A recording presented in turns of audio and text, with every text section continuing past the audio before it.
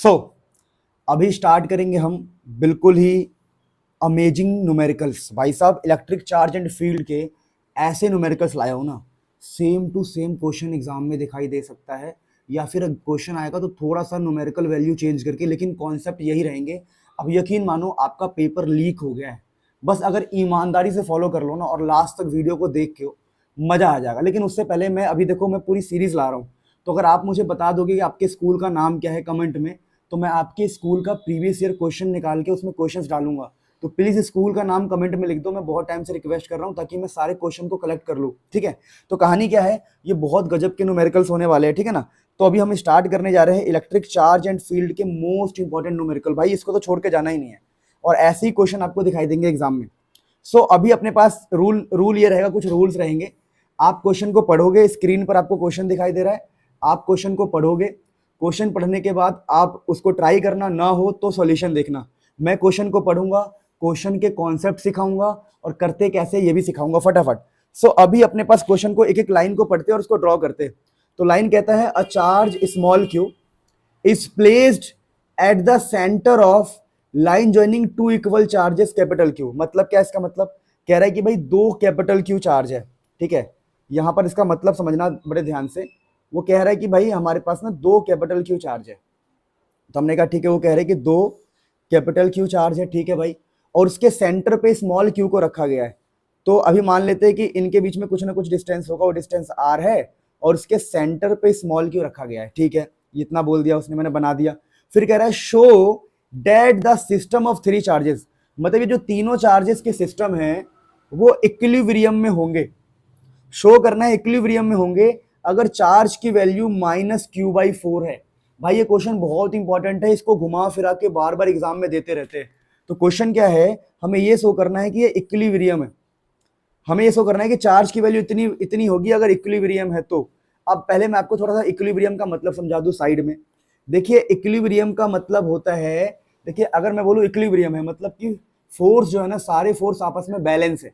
क्या मतलब है सर इसका, देखो मैं कहता हूं कि अभी समझना मेरी छोटी, यहाँ पर देखो, यहाँ पर इक्विलिब्रियम का क्या मतलब होगा वो समझो। मैंने कहा जैसे मान लो यहाँ पर एक बॉक्स है और मैं कहूं कि ये बॉक्स इक्विलिब्रियम में है। इसका मतलब ये है इस बॉक्स पे इधर से लगने वाला फोर्स और इस बॉक्स पे इधर से लगने वाला फोर्स दोनों बराबर है, तभी तो ये बॉक्स इक्विलिब्रियम में है। तो इस क्वेश्चन में वो क्या कह रहा है, क्वेश्चन में कह रहा है कि आप भाई ये प्रूफ करो कि चार्ज की वैल्यू इतनी होगी अगर ये सारा सिस्टम इक्विलिब्रियम में है तो ऐसे क्वेश्चन को करने का कॉन्सेप्ट क्या होता है, कॉन्सेप्ट ये होता है दोस्तों कि सबसे पहले तो आप एक काम करो, मैं बता रहा हूं बहुत बढ़िया कॉन्सेप्ट। सबसे पहले काम करो, जो भी चार्जेस है उनको ए, बी और सी का नाम दे दो, और उसने बोला है इक्विलिब्रियम। तो आप जानते हो इक्विलिब्रियम कब संभव है, तो एक कोने वाले चार्ज को पकड़ लेते हैं हम, ए को। हम कहेंगे देखो भैया ए पर बी फोर्स लगाता है और उसी ए पर सी भी फोर्स लगाता है। दोबारा ए पर देखोगे आप, ए पर बी फोर्स लगा रहा है और उसी ए पर सी भी फोर्स लगा रहा है। तो अगर दोनों फोर्स बराबर होंगे तभी तो इक्विलिब्रियम होगा। तो हम बोलेंगे अच्छा मतलब हमें दोनों फोर्सेस को बराबर करना है। तो हम ऐसे क्वेश्चंस में क्या दिमाग लगाते हैं कि हमें ये सब प्रूफ करने वाले क्वेश्चन में क्या दिमाग लगाते हैं, हम ऐसे बोलते हैं देखो भैया, बहुत सिंपल भाषा में हम कहते हैं देखो, force on A due to B, मतलब जितना फोर्स ए पर लग रहा है बी की वजह से, ए पर लग रहा है बी की वजह से, उतना ही सी की वजह से ए पर लगना चाहिए, बराबर होना चाहिए force on A due to C. क्योंकि अगर दोनों फोर्स बराबर होंगे तभी तो इक्विलिब्रियम आएगा। बहुत लॉजिकल बात है, समझना इस बात को। वो कह रहा है कि भैया दो कैपिटल, दोबारा क्वेश्चन को देखो, दो कैपिटल क्यू चार्ज है, उसके सेंटर पे एक थर्ड चार्ज रखा है स्मॉल क्यू। अब बताना है कि ये पूरा सिस्टम इक्विलिब्रियम में रहेगा। तो अगर चार्ज की वैल्यू, और इतनी प्रूफ करनी है हमें चार्ज की वैल्यू, तो हमने कहा भैया अगर पूरा सिस्टम इक्विलिब्रियम में है मतलब जितना फोर्स ए पर बी लगा रहा है उतना ही फोर्स ए पर सी लगाएगा। तो भाई अब तो क्वेश्चन क्या दिक्कत है करने में, क्वेश्चन करते हैं फटाफट। तो अभी हमें ए और बी के बीच का फोर्स लिखना है।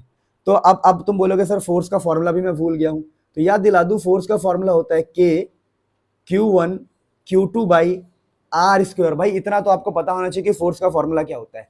अब हम काम की बातें करते हैं, तो काम की बातें क्या है, फोर्स ऑन ए और बी के बीच का फोर्स निकालते हैं। चलो, तो ये है ए और ये है बी, तो फोर्स का फॉर्मूला क्या होगा, के कैपिटल क्यू स्मॉल क्यू और इनके बीच का डिस्टेंस का स्क्वायर। तो के कैपिटल क्यू स्मॉल क्यू और इनके बीच का डिस्टेंस का स्क्वायर। तो इनके बीच में डिस्टेंस कितना है, देखो ए और से बी के बीच में डिस्टेंस है r/2, तो ये हो जाएगा आपके r/2 का स्क्वायर। क्या बात है। और ये इक्वल किसके होगा, इसकल होगा, ये इक्वल होगा किसके बराबर, ए और सी के बीच का फोर्स। तो देखो ये ए है और ये सी है, तो आपका ए ये रहा और सी ये रहा। अच्छा ए देखो, ए और बी के बीच का डिस्टेंस तो r/2 होगा ना, क्योंकि बीच में रखा हुआ है, लेकिन यहां पर लिखा है ए और सी, तो ए से सी तक का डिस्टेंस r है और चार्ज क्या है, कैपिटल क्यू और कैपिटल क्यू। देखो एक बात चल रही है ए और सी की, तो ए पर भी कैपिटल क्यू है और सी पर भी कैपिटल क्यू है और डिस्टेंस है इनके बीच का r। तो आप बोलोगे, देखो यार दोस्तों, आप क्या बोलोगे, के कैपिटल क्यू और डिस्टेंस है r का स्क्वायर। अब कुछ नहीं करना है, बहुत ही सिंपल, बहुत ही आसान, कुछ नहीं करना है। अब तो भाई भाई सॉल्यूशन है। अब यहाँ पर क्या होगा, देखो के क्यू से के क्यू कट जाएगा आपका, और यहाँ से आप देखोगे तो क्यू, और ये है r²/4, क्योंकि होल स्क्वायर खोल दिया मैंने। यहाँ पे कैपिटल क्यू है और यहाँ पर है r²। फिर अगले स्टेप में क्या होगा, ये जो 4 है उठ के यहाँ आ जाएगा। तो आंसर क्या आएगा, देखो 4q/r² equal to capital Q/r²। अब यहाँ r² से r² को काट देना, तो 4q आ जाएगा कैपिटल Q, तो यहाँ से q आ जाएगा कैपिटल Q/4। लेकिन ध्यान रखना एक छोटी सी बात, यहाँ पर बोला गया है माइनस साइन।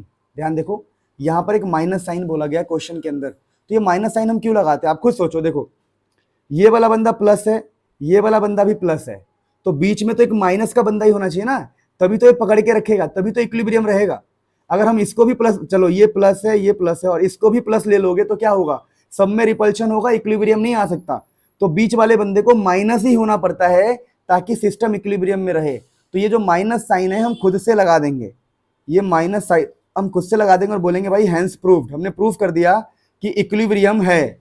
इक्विलिब्रियम करने पर चार्ज की वैल्यू इतनी आती है। तो ये बहुत अच्छा क्वेश्चन है, प्लीज इसकी प्रैक्टिस करना। फिर हम अगले क्वेश्चन पे बढ़ते हैं, धूम मचा देंगे। तो ये अगला क्वेश्चन देखो, अगर अगला क्वेश्चन देखोगे ना आप, तो आपको दिखाई क्या देगा, देखना समझना। लिखा है द 2 चार्जेस है, भाई 2 चार्जेस है, और एक की वैल्यू इतनी है, एक की वैल्यू इतनी है, और सेपरेट किया गया है 2 मीटर से, 2 मीटर का डिस्टेंस है। तो find the point on the line, ऐसा पॉइंट फाइंड करो जहां इलेक्ट्रिक फील्ड 0 हो। अब ऐसे क्वेश्चन का बड़ा आसान तरीका होता है, आप लिख दो उन चार्ज की वैल्यूज। चलो लिख देते हैं, मान लो एक चार्ज है Q1 और दूसरा चार्ज है Q2, हम खुद से मान रहे हैं और हमें दिया हुआ है, देखो यहाँ Q1 और Q2 दिया हुआ है, ठीक है। अब कह रहा है कि बताओ इन दोनों के, मान लो इनके बीच का डिस्टेंस है 2 मीटर, मान लो क्या दिया हुआ है 2 मीटर।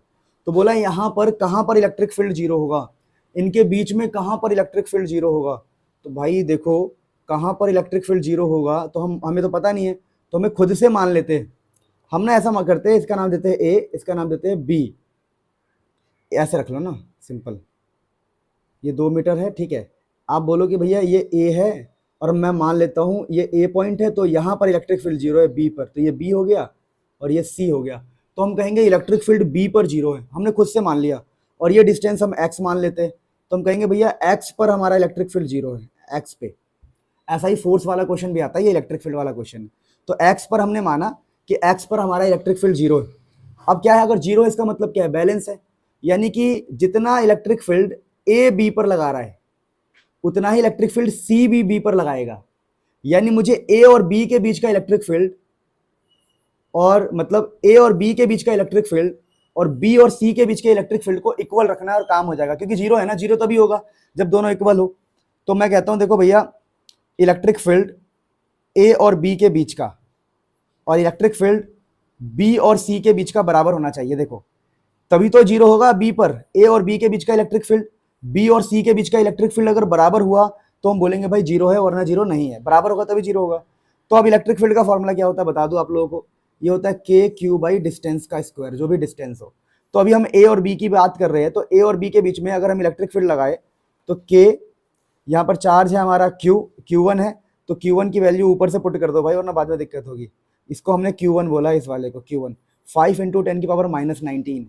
तो यहाँ लिख दो आप 5 × 10⁻⁻19। तो के क्यू बाई डिस्टेंस का स्क्वायर, डिस्टेंस हमने खुद से माना है एक्स।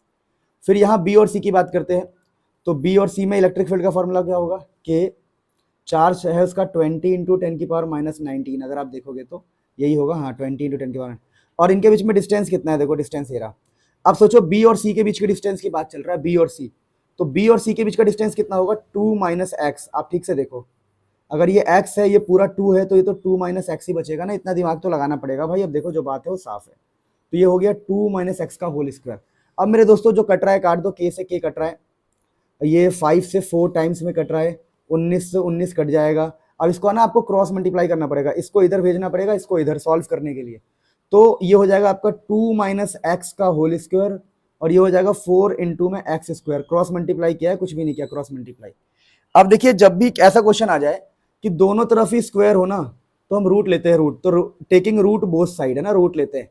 रूट लेने से क्या होगा दोस्तों, ये स्क्वायर से रूट कट जाएगा, स्क्वायर से रूट कट जाएगा, तो यहाँ तो 2 माइनस एक्स होगा, पर यहाँ पर देखो ये 4 है रूट के अंदर, तो रूट 4 का मतलब 2 होता है, और x का तो स्क्वायर से कट जाएगा, तो यहाँ पर x आएगा, तो 2 इज इक्वल टू आ गया 3x। तो यहाँ से आपका जो x निकल के आएगा, x निकल के आया 2/3।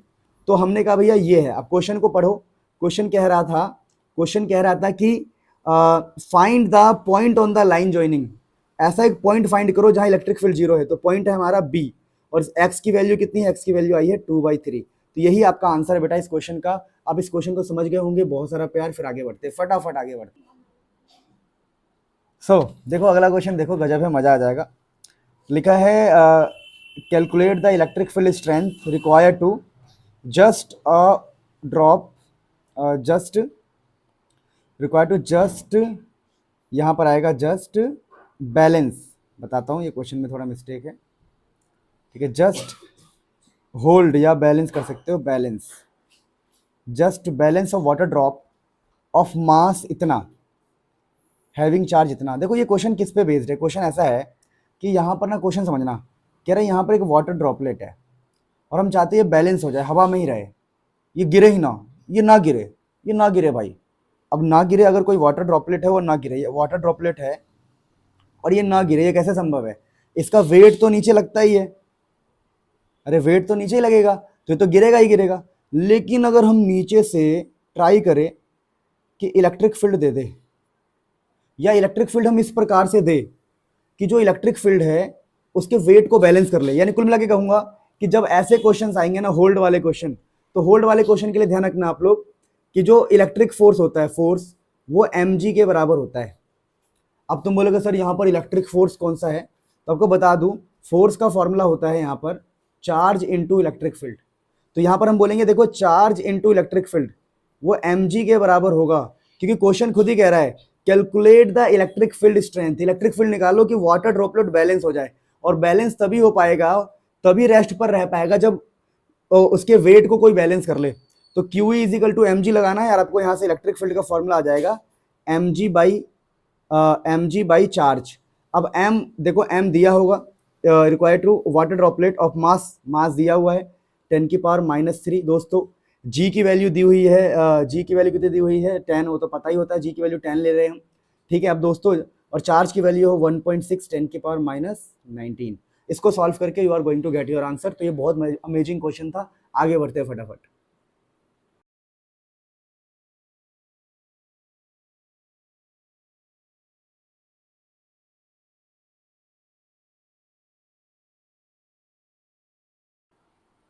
देखो, तो यहां पर आपको एक क्वेश्चन दिखाई देगा, लिखा है कि एक electric dipole when placed at 30 degree with respect to a uniform electric field, एक electric dipole when placed at 30 degree with respect to a uniform electric field, इतना electric field, experience a torque इतना, calculate the dipole moment. देखिए यहाँ पर जो concept लग रहा है, कॉन्सेप्ट मैं सिखाऊं, तो इलेक्ट्रिक फील्ड में जब एक डाइपोल को रखते हैं तो टॉर्क लगता है, इलेक्ट्रिक फील्ड में डाइपोल पे लगता है टॉर्क।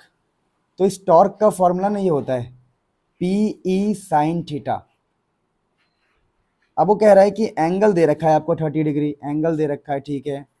आपको इलेक्ट्रिक फील्ड की वैल्यू, एंगल दे रखा है, इलेक्ट्रिक फील्ड की वैल्यू आपको दे रखा है, टॉर्क की वैल्यू भी दे रखा है, टॉर्क, और आपसे डाइपोल मोमेंट निकाल रहा, पूछ रहा है, तो यहाँ पर P होता है डाइपोल मोमेंट। तो अब टॉर्क क्या होगा, टॉर्क है हमारा, टॉर्क दिया है 9 × 10⁻26। P हमें निकालना है, E की वैल्यू है 10⁴, और साइन 30, साइन 30 मैं यहाँ पर डायरेक्टली पुट कर रहा हूँ, साइन 30 तो यहाँ पर साइन 30 दोस्तों होता है 1/2, तो साइन 30 आपका 1/2, तो क्या होगा यहाँ से सोचो, यहाँ से होगा ये कि काट पीट के आपका आंसर आ जाएगा पी, ठीक है ना। आप इससे इसको इधर ले जाना, फिर 2 भी इधर ले जाना, पी आपको इजीली मिल जाएगा, आप सॉल्व कर लेना खुद से। कैलकुलेशन आपके ऊपर छोड़ रहा हूँ, फिर हम आगे बढ़ते हैं अगले क्वेश्चन पे। अगला क्वेश्चन देखिए, आपको मजा आ जाएगा यार सच में। अब क्वेश्चन ना ऐसे ऐसे लाया हूँ ना कि मजा आ जाएगा। वैसे ये सारे क्वेश्चन मैंने अपने ई बुक से लिए हुए हैं। अगर आपको ई बुक के बारे में इंटरेस्ट है तो ये सारी जगह क्वेश्चन नंबर 16 है, तो ये मेरे ई बुक का क्वेश्चन नंबर 16 है। मैंने ई बुक बनाया कैसे था, तो मैंने दुनिया 4 महीने लगाए भाई, झूठ नहीं बोलूँगा। फिजिक्स केमिस्ट्री का ई बुक बनाने में 4 महीने लगाया है। दुनिया जहान के क्वेश्चन पेपर इकट्ठा करे, दुनिया जहान की चीज़ें इकट्ठा करी, फिर वहाँ से छाट छाट के सारे क्वेश्चन डाले। तो देखिए ई बुक का एक बेस्ट क्वेश्चन है और अच्छा क्वेश्चन है। क्वेश्चन कह रहा है इलेक्ट्रिक फील्ड इतना है, आपको फ्लक्स निकालना है। तो जब भी देखो इलेक्ट्रिक फील्ड और फ्लक्स की बात करें ना, तो आपके 12th लेवल पे ये फॉर्मूला आपकी लाइफ बना सकता है, flux is equal to electric field into area into cos theta. लेकिन यहाँ पर क्वेश्चन में एंगल नहीं दिया, अगर आप देखोगे ना तो क्वेश्चन में एंगल नहीं दिया, क्वेश्चन में दिया हुआ है वेक्टर, इलेक्ट्रिक फील्ड वेक्टर दिया हुआ है। तो जब वेक्टर दिया होता है ना, तो हम फ्लक्स का ये वाला फॉर्मूला यूज करते हैं, ई डॉट ए वाला फॉर्मूला। अब प्रॉब्लम इस क्वेश्चन की पता है क्या, क्वेश्चन बनाने वाला बड़ा चालाक है, पक्का ना इसकी बीवी से लड़ाई हुई होगी इसकी। इस क्वेश्चन बनाने वाले बंदे की बीवी से इसकी लड़ाई हुई होगी, तभी इसने ऐसा घुमा के दिया। क्वेश्चन कह रहा भैया मैं तेरे को इलेक्ट्रिक फील्ड का वेक्टर दूंगा, मैं तेरे को इलेक्ट्रिक फील्ड वेक्टर दूंगा, पर मैं तेरे को एरिया का वेक्टर नहीं दूंगा। इसने एरिया वेक्टर नहीं दिया, इसने सिर्फ एरिया दिया है। तो देखिए आपको ना यहाँ पर इलेक्ट्रिक फील्ड का वेक्टर पता है, आपको एरिया वेक्टर निकालना पड़ेगा। तो देखिए एरिया वेक्टर निकालना है, मेन टारगेट है एरिया। तो देखिए एरिया वेक्टर निकालना है, तो देखो एरिया का इसने वैल्यू दिया है 20 और डायरेक्शन नहीं दिया है, तो हमें ना डायरेक्शन निकालना पड़ेगा, एरिया का डायरेक्शन। तो डायरेक्शन कैसे निकालेंगे, एक ट्रिक बता रहा हूँ बहुत गजब। अगर कोई लिखता है ना आपको वाई जेड प्लेन, तो कौन सा बंदा बच गया, एक्स बन गया, तो समझ लेना एक्स बच गया, तो एक्स डायरेक्शन में ही आपका एरिया वेक्टर होगा। ठीक अच्छा है ना। जैसे फॉर एग्जांपल अगर कोई मुझे बोलेगा वाई जेड प्लेन, तो मेरा एरिया वेक्टर ऑटोमेटिक एक्स में होगा। अगर वो मुझे बोलता कि वाई एक्स प्लेन, तो ऑटोमेटिक मेरा एरिया किस में मानूंगा, मैं जेड में मानूंगा। यानी कि जो एक्सिस ना दिया हो उसी में आपका एरिया वेक्टर होता है। जैसे इसने बोला वाई जेड प्लेन, तो मेरा एरिया वेक्टर मैं एक्स में मानूंगा। और अगर आपको नहीं पता है तो एक्स के लिए हम आई कैप यूज करते हैं एज अ डायरेक्शन, एक्स के लिए आई कैप यूज करते हैं।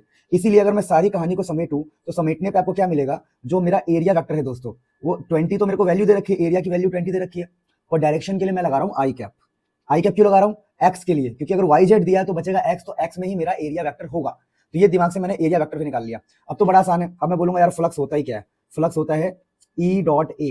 अब ई डॉट ए का क्या मतलब है दोस्तों, कि हमें इलेक्ट्रिक फील्ड वेक्टर को एरिया वेक्टर से मल्टीप्लाई करना है, वो भी डॉट प्रोडक्ट। तो डॉट प्रोडक्ट की खासियत पता क्या होती है, अगर आपको डॉट प्रोडक्ट निकालना हो ना, तो आई को आई से मल्टीप्लाई करो, जे को जे से मल्टीप्लाई करो, के को के से मल्टीप्लाई करो। तो बाई चांस अगर मैं बोलूं कि मुझे इलेक्ट्रिक फील्ड और एरिया को मल्टीप्लाई करना है, तो अगर इलेक्ट्रिक फील्ड में 6 आई है तो एरिया में है 20 आई, बस आगे में मल्टीप्लाई नहीं कर सकता। क्यों, क्योंकि एरिया के अंदर जे और के नहीं है। जैसे इलेक्ट्रिक फील्ड में जे और के है लेकिन एरिया के अंदर नहीं है ना। तो ये सिंपल है, इलेक्ट्रिक फील्ड में आई है, एरिया में भी आई है, तो आपस में दोनों को मल्टीप्लाई कर देंगे तो ई डॉट ए का आंसर कितना आएगा, 6 इंटू में 20, 120 आ जाएगा फ्लक्स। ठीक है, अगर इसकी यूनिट लिखनी तो क्या लिखेंगे, यूनिट देखो, यूनिट होगी electric field into area. Electric field का होता है न्यूटन पर कूलम और एरिया का होता है मीटर स्क्वायर, मीटर स्क्वायर। तो इस प्रकार से हमने इस क्वेश्चन को धमाल मचा दिया। ये काफी इंपॉर्टेंट क्वेश्चन है, ध्यान रखना ट्रिक और तरीका, पक्का ऐसा क्वेश्चन आ सकता है दोस्त, पक्का पक्का पक्का। तो दोस्तों अभी जो हम क्वेश्चन करने जा रहे हैं ना, ये बहुत ज्यादा इंपॉर्टेंट है, यकीन मानो इट इज। भाई साहब क्या क्वेश्चन है ये, क्वेश्चन कहता है बहुत इंपॉर्टेंट है, कंसीडर, भाई इंपॉर्टेंट है, consider uniform electric field E दे रखा है हमें 3 इंटू 10⁻³ आई न्यूटन पर कूलम। आई का मतलब होता है ना एक्स एक्सिस, तो वो बोल रहा है कि भाई एक इलेक्ट्रिक फील्ड है, मैं बता दूं थोड़ा, एक इलेक्ट्रिक फील्ड है इस तरफ है, एक्स एक्सिस की तरफ है इलेक्ट्रिक फील्ड, और इलेक्ट्रिक फील्ड की जो वैल्यू है वो है 3 इंटू 10⁻³ दोस्तों। अब क्वेश्चन की डिमांड, क्वेश्चन समझते क्या रहा है, कैलकुलेट द फ्लक्स। अब देखो यहाँ पर फ्लक्स निकालना है, calculate the flux of this field through a square of surface area 10। कह रहा है देखो दोस्तों कि आपको ना फ्लक्स निकालना है और सरफेस एरिया दे रखा है, और बोला है plane is parallel to Y Z plane, जो प्लेन है parallel to Y Z plane. अगर आपको याद हो तो ऐसा क्वेश्चन हम कर चुके हैं, फिर भी मैं एक बार बता देता हूँ। देखिए हमें इलेक्ट्रिक फील्ड वेक्टर दिया हुआ है, इन लोगों ने ना हमें इलेक्ट्रिक फील्ड वेक्टर दिया हुआ है 3 इंटू 10⁻³ आई कैप, और हमसे फ्लक्स पूछ रहा है। तो देखिए मैं आपको बता दूं, फ्लक्स का फॉर्मूला ना वेक्टर के फॉर्म में ये होता है ई डॉट ए। ये काफी इंपॉर्टेंट क्वेश्चन होता है। तो मुझे उसने इलेक्ट्रिक फील्ड का वेक्टर दिया, आप देखोगे तो मुझे इलेक्ट्रिक फील्ड का वेक्टर दे दिया अकॉर्डिंग टू फॉर्मूला, पर उसने मुझे एरिया वेक्टर नहीं दिया। अगर उसने मुझे एरिया वेक्टर नहीं दिया तो मुझे एरिया वेक्टर निकालना पड़ेगा। तो उसने एरिया तो मुझे दिया है, उसने बोला कि भैया एरिया है 10, तो हमें इसे वेक्टर बनाना पड़ेगा। तो मैंने पीछे भी सिखाया था, अभी भी सिखा रहा हूँ। अगर वो कहता है आपसे वाई जेड प्लेन, तो इन दोनों में देखो 3 होती है, एक होता है एक्स, एक होता है वाई, एक होता है जेड। अगर ये कहता है कि वाई जेड प्लेन के पैरेलल है अगर वाई जेड प्लेन के पैरेलल है तो बच कौन सा गया, एक्स, तो आपका एरिया ना एक्स में जाएगा, ये मैं पहले बता चुका हूँ। फिर भी तो हम बोलेंगे भैया यहाँ पर जो मेरा एरिया वेक्टर बनेगा ना, एरिया वेक्टर बनेगा 10, ये सेंटीमीटर स्क्वायर है, सेंटीमीटर स्क्वायर, तो 10 सेंटीमीटर स्क्वायर आई कैप, क्योंकि देखो उसने बोला है वाई जेड हम प्लेन में पैरेलल है तो बचेगा एक्स, तो एक्स में ही आपका एरिया वेक्टर जाएगा। तो अब तो बड़ा आसान है, इसका मैं सेम क्वेश्चन करा चुका हूं। तो हम इस फॉर्मूले के अकॉर्डिंग मुझे इलेक्ट्रिक फील्ड को और एरिया वेक्टर को मल्टीप्लाई करना है। तो मेरा इलेक्ट्रिक फील्ड है इतना आई कैप, मेरी बात समझ पा रहे हो, दिख रहा है, और यहाँ पर कितना आई कैप है, 10 सेंटीमीटर आई कैप। तो क्या होगा, इन दोनों को मल्टीप्लाई करना है, आई और आई को मल्टीप्लाई करना है, तो 10 इंटू, देखो और एक और छोटी सी मिस्टेक मत करना है, सेंटीमीटर स्क्वायर है, इसको मीटर में करना पड़ेगा। तो चलो इसको मैं बढ़िया से करा देता हूँ यहाँ पे। तो हम कहेंगे देखो भैया हम यूज कर रहे हैं flux is equal to E dot A, तो हमारा एरिया को हम कन्वर्ट कर देते हैं यहाँ पर थोड़ा सा, तो हमारा एरिया वेक्टर क्या बन जाएगा, देखो 10 सेंटीमीटर स्क्वायर है ना, तो सेंटीमीटर का मतलब क्या होता है, सेंटीमीटर का मतलब होता है 10 की पावर -2 का स्क्वायर। अगर आपको याद हो मैंने पीछे अभी कराया है 10 की पावर -2 का स्क्वायर। तो यहाँ पर हमारा, यहाँ पर एरिया हमारा जो बन जाएगा 10 सेंटीमीटर का मतलब होता है 10 की पावर -2, पर यहाँ पर सेंटीमीटर का स्क्वायर है, तो 10 की पावर -2 का स्क्वायर कितना हो जाएगा देख लेंगे बाद में।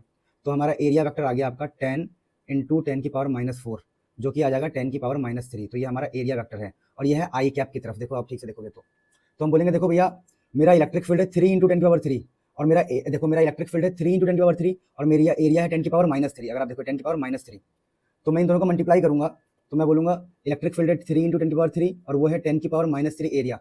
तो आंसर आएगा 3 न्यूटन पर coulomb metre square. Flux, flux की यूनिट क्या होगी, इलेक्ट्रिक फील्ड और एरिया की मल्टीप्लाई वाली यूनिट होगी ना इसकी। तो इस क्वेश्चन को ऐसे करना है, अच्छा क्वेश्चन है। पर इसका सेकंड क्वेश्चन देखिए क्या लिखा है, इसका सेकंड क्वेश्चन पढ़ो, लिखा है the normal to its plane makes angle 60 degree with X axis. लिखा है normal to its plane makes angle 60 degree with X axis. अब देखो ऐसे क्वेश्चन की एक राज की बात होती है। ये क्वेश्चन पता क्या कह रहा है, ये कह रहा है कि अगर ये मेरा एक्स एक्सिस है तो इस बार जो प्लेन है ऐसे मुड़ गया है, प्लेन ऐसे मुड़ गया है, जो एरिया है, एरिया सरफेस एरिया ऐसे मुड़ गया है, और यहाँ पर एंगल बना रहा है 60 डिग्री। और हमेशा ध्यान रखना ये 60 डिग्री बहकावे के लिए, एक्चुअली में हमें एंगल ना ये वाला लेना होता है, मैं आपको बता रहा हूँ, हमें एंगल ये लेना होता है। देखो ये है आपका एरिया वेक्टर होता है, ये होता है एरिया वेक्टर, हमें एंगल ये लेना होता है जो कि एक्चुअली में 30 डिग्री है। तो इस बार ना एंगल दिया हुआ है, तो इस बार इस क्वेश्चन में हम फ्लक्स का कौन सा फॉर्मुला यूज करेंगे मैं आपको बता दूं। इस क्वेश्चन में ना हम फ्लक्स का ये फॉर्मुला यूज करेंगे, इस क्वेश्चन के लिए हम फ्लक्स का फॉर्मुला यूज करेंगे, electric field into area into cos 30 degree. तो अगर आपको क्वेश्चन में भले 60 दिया हो, पर आपको ऐसे क्वेश्चन में 30 ही यूज करना होता है, क्योंकि हमें एरिया वेक्टर और इलेक्ट्रिक फील्ड का एंगल चाहिए होता है। देखिए तो ये है ना हमारा इलेक्ट्रिक फील्ड इस तरफ है और एरिया वेक्टर इस तरफ है। इलेक्ट्रिक फील्ड याद करो एक्स एक्सिस की तरफ है, तो इलेक्ट्रिक फील्ड इस तरफ होगा और एरिया वेक्टर इस तरफ होगा। सोचो अगर ये मेरा पाम है तो ये है पेन है एरिया वेक्टर, लेकिन उसको घुमाने से एरिया वेक्टर भी तो नीचे घूमेगा। अगर मैं हाथ को ऐसे घुमाऊं तो एरिया वेक्टर कभी इमेजिन करना यार, बड़ा सिंपल है। देखो ये जो चीज है इसका एरिया वेक्टर है ये, अगर मैं इसको घुमा दूंगा तो एरिया वेक्टर तो नीचे चला जाएगा नीचे। इसका मतलब हमारा एरिया वेक्टर जो मैं आपको बता रहा हूं वही करना है, सेम क्वेश्चन आता है एग्जाम में, बात खत्म। तो आप ये फॉर्मुला यूज करना। अब इलेक्ट्रिक फील्ड आपको पता ही है, इलेक्ट्रिक फील्ड आपको पता ही है भाई, इलेक्ट्रिक फील्ड 3 इंटू 10 की पावर -3 है। एरिया आपको पता ही है 10 की power electric field sorry electric field plus का 3 है।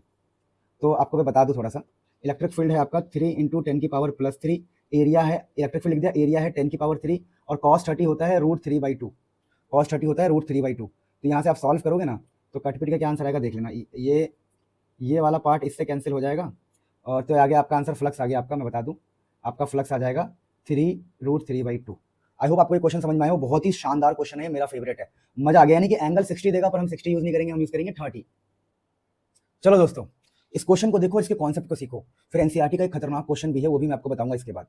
इस क्वेश्चन को पढ़िए, क्वेश्चन लिखा है अ हॉलो सिलेंड्रिकल बॉक्स, लिखा हुआ है कि भाई एक है हॉलो सिलेंड्रिकल बॉक्स। अच्छा भाई क्वेश्चन कहता है कि एक हॉलो सिलेंड्रिकल बॉक्स है, तो एक हॉलो सिलेंड्रिकल बॉक्स है जिसका लेंथ है 1 मीटर, जिसका लेंथ है 1 मीटर, आपको दिख रहा होगा, आई होप आपको दिख रहा होगा, जिसका लेंथ है 1 मीटर। अब कह रहा है कि area of cross section 25 centimetre square. तो आपको मैं बता दूं कि अभी क्वेश्चन को बस पढ़ो, फिर भी मैं सेंटीमीटर देख के मैं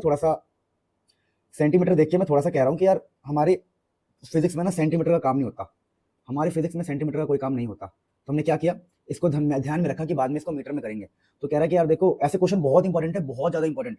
अ hollow cylindrical box of length 1 metre, ठीक है, लेंथ है 1 मीटर एंड एरिया दे रखा है क्रॉस सेक्शन 25 सेंटीमीटर स्क्वायर, ठीक है, placed in 3 dimensional coordinate system रखा हुआ है जैसे दिखाया गया है। और कह रहा है कि भाई इसका जो इलेक्ट्रिक फील्ड है वो 50x है। 50x का मतलब ना मैं आपको यहीं पर थोड़ा मेंशन कर देता हूं ताकि आपको आइडिया लगे कि कहना क्या चाहता है। कभी कहना क्या चाहता है, कभी कह रहा है कि आपका जो इलेक्ट्रिक फील्ड है ना वो इस तरफ है, एक्स एक्सिस की तरफ है, और इलेक्ट्रिक फील्ड ना 50x आई कैप है, और ये बहुत इंपॉर्टेंट क्वेश्चन है, समझना, मैं आपको बढ़िया समझाऊंगा, वेट करो। आप कह रहा है कि इलेक्ट्रिक फील्ड जो न्यूटन पर कूलम में है जैसा होना चाहिए, इलेक्ट्रिक फील्ड न्यूटन पर कूलम में है एंड एक्स मीटर के अंदर है, मतलब जो डिस्टेंस है वो सब मीटर के अंदर है, देखो 1 मीटर, ये सब 1 मीटर, और जीरो से लेके पहले सरफेस तक काफी 1 मीटर डिस्टेंस है। चलो चलो, ये तो काम की बात है। क्वेश्चन की डिमांड ये है कि find the net flux through the cylinder. अब दोस्तों ये जो क्वेश्चन है ना, ये क्वेश्चन पता है कैसा है, ये फ्लक्स वाला है, और जब भी ऐसा क्वेश्चन आए ना तो आप समझ जाना कि ये क्या कह रहा है, ये आपको ना बेवकूफ बना रहा है। कैसे? आपको ये इलेक्ट्रिक फील्ड दे के, देखो आप यहाँ पर इलेक्ट्रिक फील्ड दिया है, ये आपको इलेक्ट्रिक फील्ड दे के ना, और आपको एरिया देके, इलेक्ट्रिक फील्ड देके और एरिया देके फ्लक्स पूछ रहा है। तो ऐसे क्वेश्चन का ना थोड़ा कॉन्सेप्ट सीख लो आप। यहाँ मैं आपको कॉन्सेप्ट सिखा दूं, जब भी आपको थोड़ा मैं पेन पतला कर लूँ, जब भी आपको इलेक्ट्रिक फील्ड दिया हो और आपको एरिया दिया हो ना, तो आपको फ्लक्स का ये फॉर्मूला यूज करना होता है, ई ए कॉस थीटा, हमेशा काम हो जाएगा। अब आपको ये समझना है कि ये जो इलेक्ट्रिक फील्ड जाएगी, वो इलेक्ट्रिक फील्ड इस वाले एरिया को कट करेगी, पहले वाले एरिया को, और दूसरे वाले एरिया को कट करेगी। तो ऐसे क्वेश्चन में हमेशा हमेशा आपको ये जो आपने फॉर्मूला लिखा है ना यहाँ पर कोने में, ये फॉर्मूला, इसको दोनों सरफेस पे अप्लाई करना है। तो अभी ना मैं यहीं पर अप्लाई कर रहा हूँ, आप देखना, मैं यहीं पर अप्लाई कर रहा हूँ, थोड़ा प्लीज ध्यान देना। मैं इस वाले सरफेस के नेट फ्लक्स निकालना, मुझे नेट फ्लक्स, तो मैं ना यहाँ के लिए फ्लक्स का फॉर्मूला लिख देता हूँ। मैं कहता हूँ भाई इस वाले सरफेस के लिए निकालेंगे हम फ्लक्स। अब इस वाले सरफेस के लिए जब निकालोगे ना, तो एक गलती कभी मत करना। क्या गलती? जबकि बता रहा हूँ, हर बच्चा करता है। देखो, इस वाले सरफेस का एरिया वेक्टर ना पीछे होता है, पीछे वाले सरफेस का एरिया वेक्टर हमेशा पीछे होगा, आउटवर्ड नॉर्मल, तो इसका एरिया वेक्टर इस तरफ होगा, और इलेक्ट्रिक फील्ड तो आगे है, उसने पहले ही बोल दिया इलेक्ट्रिक फील्ड आई कैप में है, आई का मतलब आगे। यानी अगर हम पहले वाले सरफेस की बात करें दोस्तों, अगर हम पहले वाले सरफेस की बात करें, तो पहले वाले सरफेस में 2-3 बातें तय है। क्या बातें तय है? कि इसका जो एरिया वेक्टर है वो पीछे की तरफ होगा, लेकिन इलेक्ट्रिक फील्ड होगा आगे की तरफ। तो यहाँ जो एंगल बनेगा 180 डिग्री बनेगा, हमेशा ध्यान रखना है। तो दोस्तों अगर मैं इस क्वेश्चन को आगे सॉल्व करूं, तो मैं कहूंगा भाई यहाँ का जो फ्लक्स होगा, वो फ्लक्स होगा electric field into area into cos 180 degree, cos theta होगा 180। ठीक है, अब इस वाले सरफेस पे आ जाओ, सेकंड वाले सरफेस पे दोस्तों, तो आप ये ना देख के चौंक जाओगे कि सेकंड वाले सरफेस के लिए मैं थोड़ा दिखा दूं आपको कि इस वाले का जो एरिया वेक्टर होगा, इस वाले सरफेस को देखो, सेकंड वाले सरफेस को जो मैं दिखा रहा हूं, इस सरफेस को देखो, इस सरफेस को, इस सरफेस को देख के आप चौंक जाओगे कि इसका एरिया वेक्टर आगे होगा, और इसका इलेक्ट्रिक फील्ड तो ऑलरेडी आगे ही है, इलेक्ट्रिक फील्ड तो एक्स की तरफ ही है। तो दोस्तों यहाँ पे ना, यहाँ पे इस क्वेश्चन का अगर हम फ्लक्स लिखना चाहेंगे, हम बोलेंगे भैया हमें यहाँ का φ2 लिखना, φ2, तो φ2 के फॉर्मूले में electric field into area into cos 0 degree आएगा।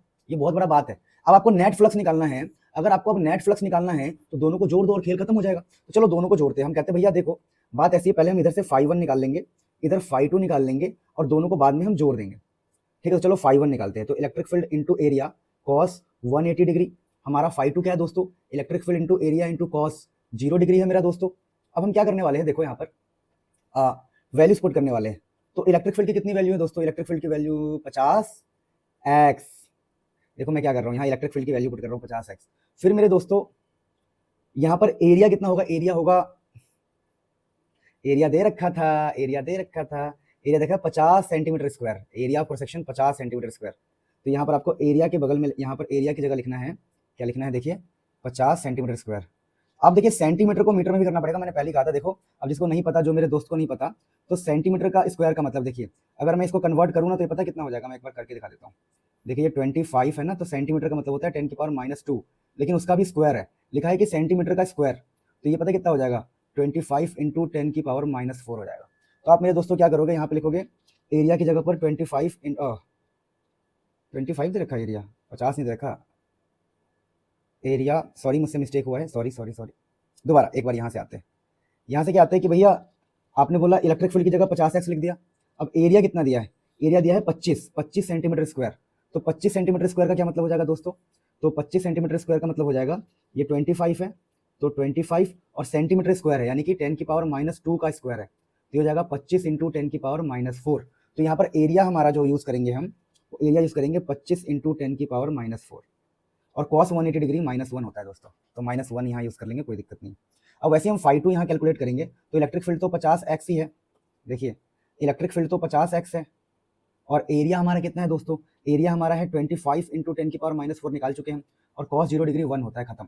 लेकिन यहाँ पर एक चीज़ कभी मत भूलना, x, यही तो इंपॉर्टेंट है। तो पहले वाले सरफेस के लिए x है 1 मीटर, अगर आपको दिख रहा हो 1 मीटर, पहले वाले सरफेस के लिए x है 1 मीटर, और दूसरे सरफेस के लिए कितना हो जाएगा? देखो यहाँ से यहाँ तक 1 है, और ये है 1 है, तो दूसरे के लिए हो जाएगा 2। तो x की वैल्यूज यहाँ पुट करना बिल्कुल मत भूलना। तो ये आपका φ1 निकल के आएगा, देखिए 50, और x की वैल्यू पहले के लिए 1 है, तो 25 इंटू 10⁻⁴, और ये माइनस साइन मत भूलना भाई, ये माइनस यहाँ लगा रहा हूँ आगे, ठीक है, क्योंकि 1 -1 का मतलब यहाँ। अब φ2 जब लिखोगे ना दोस्तों, तो 50 की जगह 50 लिखोगे, ध्यान देना आप लोग, 50 की जगह 50 लिखोगे और x की जगह पर इस बार 2 लिखना है, ये नहीं भूलना है। और यहाँ 25 इंटू 10⁻⁻⁴। अब दोस्तों यहाँ पे अगर मैं आगे बोलूँ कि नेट फ्लक्स कितना होगा, नेट, तो नेट बड़ा सिंपल है, दोनों को जोड़ देंगे, φ1 + φ2। अब दोस्तों ये आपका काम था जोड़ना, पर फिर भी मैं एक बार जोड़ देता हूँ। देखिए जोड़ेंगे तो ये है 50 25 10⁻⁻⁴, ये है 100 25 10⁻⁻⁴। देखो ये है 50 माइनस का 50 इंटू 25 10⁻⁻⁴, तो -50 इंटू 25 इंटू 10⁻⁻⁴, और वो कितना है 50 दूनी 100, तो ये जाएगा 100 25 इंटू 10⁻⁻⁴। तो देखिए यहाँ पर 50 है, यहाँ पर 100 है, तो कितना बचेगा, 50 बचेगा, 50 इंटू 25 इंटू 10⁻⁴ बचेगा। तो यही इसका आंसर है, न्यूटन पर कूलम मीटर स्क्वायर। अब देखिए कई लोगों को कैलकुलेशन करने नहीं आएगी, तो प्लीज इसको थोड़ा एडजस्ट कर लेना, कुछ भी नहीं करना यार दोस्तों, कैलकुलेशन कर लेना। देखो सिंपल बताऊं कैलकुलेशन कैसे करना, आप ये वाला पार्ट कॉमन ले लेना, तो बचेगा क्या, इधर बचेगा -50, इधर बचेगा 100, तो 100 में से 50 गया तो 50, ये कॉमन है ना, ये कॉमन। तो यार प्लीज इसके लिए माफी चाहता हूँ, वो नहीं कर पाओगे तो प्लीज सॉरी यार। मैं वैसे ही ना रात को भी शायद पता नहीं कितने बज रहे होंगे, मेरे को याद भी नहीं है, बहुत ज़्यादा मेहनत कर रहा हूँ, पता नहीं क्यों, शायद पता नहीं, गरीब पैदा हुए ना तो थोड़ा छोड़ो। सो दोस्तों अगला देखिए, अगला यहाँ पर क्या है दोस्तों, charge enclosed by the cylinder. Charge पूछा भाई, तो ये क्वेश्चन बड़े इंपॉर्टेंट होते हैं। अगर आपसे चार्ज पूछा तो क्या करोगे आप बोलोगे देखो भैया जो फ्लक्स होता है ना वो होता है चार्ज अपन में एप्सिलॉन नॉट, और फ्लक्स आप निकाल चुके हो, अगर आप देखोगे तो आप देखो ये आप फ्लक्स निकाल चुके हो, तो आपको फ्लक्स पता ही है, ये फ्लक्स की वैल्यू आपको पता ही है, ये रही फ्लक्स की वैल्यू, ठीक है ना। आप यहाँ पर फ्लक्स की वैल्यू पुट कर देना, जैसे मैंने पुट कर दिया फ्लक्स की वैल्यू, फिर आप बोलना flux is equal to charge अपन में एप्सिलॉन नॉट, इस एप्सिलॉन नॉट को यहाँ भेज देना, तो एप्सिलॉन नॉट आपका इधर आ जाएगा, बस फिर आपका आंसर आ गया है। अब एप्सिलॉन नॉट की वैल्यू सबको पता होती है, मैं बता दूं जिसको नहीं पता है, 8.85 10⁻⁻²। देखिए ये क्वेश्चन क्या है, ये क्वेश्चन नहीं है, ये आपको कॉन्सेप्ट सिखाया गया है, ठीक है ना। तो ऐसे और भी क्वेश्चन आप प्रैक्टिस कर सकते हैं, मैं आपको दिखा देता हूँ कुछ क्वेश्चंस, जैसे कि ये वाला क्वेश्चन, ये क्वेश्चन एनसीईआरटी का है, आई होप हाँ एनसीईआरटी का है, इसको आप प्रैक्टिस करना। यहाँ पर लेकिन एक खास बात क्या है, यहाँ इलेक्ट्रिक फील्ड और एरिया वेक्टर का डायरेक्शन सेम बताया गया है क्वेश्चन के अंदर ही, इलेक्ट्रिक फील्ड और सरफेस एरिया का डायरेक्शन सेम है, तो यहाँ भी आपको 0 डिग्री लेना है और यहाँ भी आपको 0 डिग्री ही लेना है, मेरी बात समझे, दोनों पर ही आपको 0 डिग्री लेना है। और फिर φ1 निकालोगे φ2 निकालोगे, इसको ट्राई करना, ना हो तो मुझे कमेंट करना, मैं इस क्वेश्चन का सॉल्यूशन डाल दूंगा अलग से, तो ये क्वेश्चन आप प्रैक्टिस करना प्लीज, ठीक है ना। और कोई ऐसा क्वेश्चन हो, चलो ये क्वेश्चन नंबर 20 अभी आपको हम कराएंगे, और ये वाला क्वेश्चन आप प्रैक्टिस करना, ठीक है। तो हो गया हमारा, ये बहुत इंपॉर्टेंट क्वेश्चन होते हैं ये वाले जो मैंने आपको बताया, बाकी क्वेश्चन हम प्रैक्टिस करते हैं। देखो ये क्वेश्चन बहुत खतरनाक है, यकीन मानो, this is one of the, और काफी इंपॉर्टेंट क्वेश्चन है एग्जामिनेशन पॉइंट ऑफ व्यू से, इस क्वेश्चन को भाई बिल्कुल रिस्क नहीं लेना है। क्वेश्चन कह रहा है कि इलेक्ट्रिक फील्ड ना EX है, एक्स डायरेक्शन में इलेक्ट्रिक फील्ड है, और इलेक्ट्रिक फील्ड की वैल्यू AX 1/2, मतलब इलेक्ट्रिक फील्ड दे रखा है इस तरफ, समझाता हूं मैं आपको थोड़ा सा, आप समझने का प्रयास करना। कह रहा है इलेक्ट्रिक फील्ड ना एक्स डायरेक्शन में, एक्स मतलब इस तरफ, देखो इस तरफ है इलेक्ट्रिक फील्ड, और बोला गया कि यार इलेक्ट्रिक फील्ड की जो वैल्यू, देखो ब्लैक पेन से लिख रहा हूँ, इलेक्ट्रिक फील्ड की जो वैल्यू है AX 1/2, ऐसा है, यानी इलेक्ट्रिक फील्ड सिर्फ एक्स डायरेक्शन में। और कह रहा है कि देखो, कह रहा है क्वेश्चन वाई में और जेड में इलेक्ट्रिक फील्ड का कोई पंगा नहीं है, यानी वाई कॉम्पोनेंट और EZ इलेक्ट्रिक फील्ड का 0 है। अब लिखा है इन विच अल्फा की वैल्यू दी है, कि अल्फा ना 800 है, यहाँ पर ये जो अल्फा है, ए मतलब अल्फा, ये जो ए है बेसिकली अल्फा है, तो मैं इसको अल्फा कर दूं, तो यहाँ पर जो अल्फा की वैल्यू है वो है 800, ठीक है भाई। कैलकुलेट द, क्वेश्चन पढ़ो, कैलकुलेट द फ्लक्स, ये तो इजी एनसीईआरटी का सबसे हार्ड क्वेश्चन है, इजी वाले भी करवाऊंगा। Calculate the flux through the cube and charge with in the cube, ठीक है। और देखो दो बातें हैं, ये वाला जो चीज है, थोड़ा सा मैं आपको करेक्शन कर दूं क्वेश्चन के अंदर, ध्यान देना प्लीज, ये वाला जो चीज है ये है अल्फा, है ना, ये अल्फा है, थोड़ा प्लीज इसे करेक्ट कर लेना, ये अल्फा है, ठीक है। और ये जो डिस्टेंस है ना यहाँ से यहाँ तक, देखो ध्यान से, ये वाला नीचे वाला, ये जो ए है, ए की वैल्यू 0.1 दिया है, कुल मिला के अल्फा है 800, ये जो अल्फा है अल्फा ये है 800, और जो यहाँ से यहाँ तक का डिस्टेंस है ए, और ये जो साइड है इसका ए, वो 0.1 मीटर है। और क्वेश्चन की डिमांड है कि भाई फ्लक्स निकालो, फ्लक्स। तो देखो ऐसे क्वेश्चन करने का बड़ा आसान तरीका बता रहा हूँ, ऐसा आसान तरीका ना भाई आपने देखा नहीं होगा।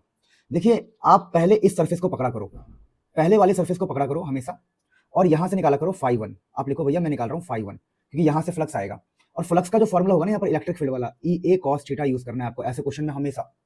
अब यहाँ से ना कैलकुलेशन करो आप, तो आप बोलोगे भाई मैं निकाल रहा हूँ φ1, अब φ1 कैसे निकालेंगे वो समझने वाली बात है। तो मैं पहले सरफेस का फ्लक्स निकाल रहा हूँ, देखो अगर आप इस वाले सरफेस को देखोगे ना, इस वाले सरफेस का, तो इलेक्ट्रिक फील्ड तो आगे की तरफ है, देखना इलेक्ट्रिक फील्ड तो हमेशा ही आगे है, इलेक्ट्रिक फील्ड आगे की तरफ है एक्स एक्सिस में, पर इसका जो एरिया वेक्टर होगा ना, एरिया वेक्टर होता है आउटवर्ड नॉर्मल, आपको इसका एरिया वेक्टर इस तरफ दिखाई देगा, अगर आप ठीक से देखो इसका एरिया वेक्टर इस तरफ होगा, तो इसके एरिया वेक्टर में और इलेक्ट्रिक फील्ड में एंगल होता है 180, तो इसीलिए हम जो अपना φ1 की कैलकुलेशन करेंगे, तो हमारा जो φ1 का कैलकुलेशन होगा ना पहले सरफेस से, वो होगा electric field into area into cos of 180 degree दोस्तों। तो आपका φ1 निकल के आएगा, इलेक्ट्रिक फील्ड की वैल्यू कितनी देखो, इलेक्ट्रिक फील्ड की वैल्यू है अल्फा, इलेक्ट्रिक फील्ड की वैल्यू पुट कर रहा हूँ x की पावर 1/2। अब एरिया क्या होगा, अब देखो सिंपल सी बात है, अगर मैं सिंपल सी बताऊं तो इस वाले का एरिया कितना होगा, साइड इंटू साइड होगा एरिया, तो साइड कितना दे रखा है, साइड है इसका ए, जो क्यूब है उसका साइड है ए। देखो इसने बताया है कि क्यूब के सारे साइड ए है, ये वाला साइड भी, ये वाला साइड भी, ये वाला भी साइड भी, सारा ए है, यानी साइड इंटू साइड। तो यहाँ पर एरिया होगा ना, एरिया की अगर मैं बात करूँ, देखो इलेक्ट्रिक फील्ड की वैल्यू तो मैंने अल्फा एक्स की पावर 1/2 पुट कर दिया, एरिया मुझे पुट करना है तो होगा साइड इंटू साइड यानी ए स्क्वायर, यानी यहाँ पर मेरा जो एरिया होगा वो होगा साइड इंटू साइड का स्क्वायर, ए स्क्वायर, क्योंकि साइड ए है, समझ में आया। अब एंगल 180 है जो कि होता है -1। अब यहाँ पर एक छोटा सा काम करना है, एक्स की वैल्यू पुट करनी है। अब मेरे दोस्तों देखो एक्स की वैल्यू अगर आप ध्यान दोगे तो पहले वाले सरफेस के लिए एक्स की वैल्यू ए के बराबर है, ए के बराबर।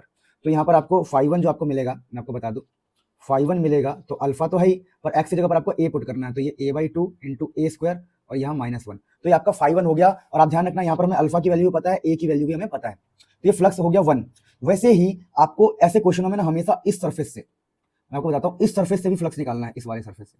तो इस सरफेस से आपको क्या निकालना है दोस्तों, आप समझना कि आपको ध्यान रखना है कि इसका ना इलेक्ट्रिक फील्ड तो इस तरफ ही है, इसका एरिया वेक्टर भी इस तरफ होगा, क्योंकि एरिया होता है आउटवर्ड नॉर्मल।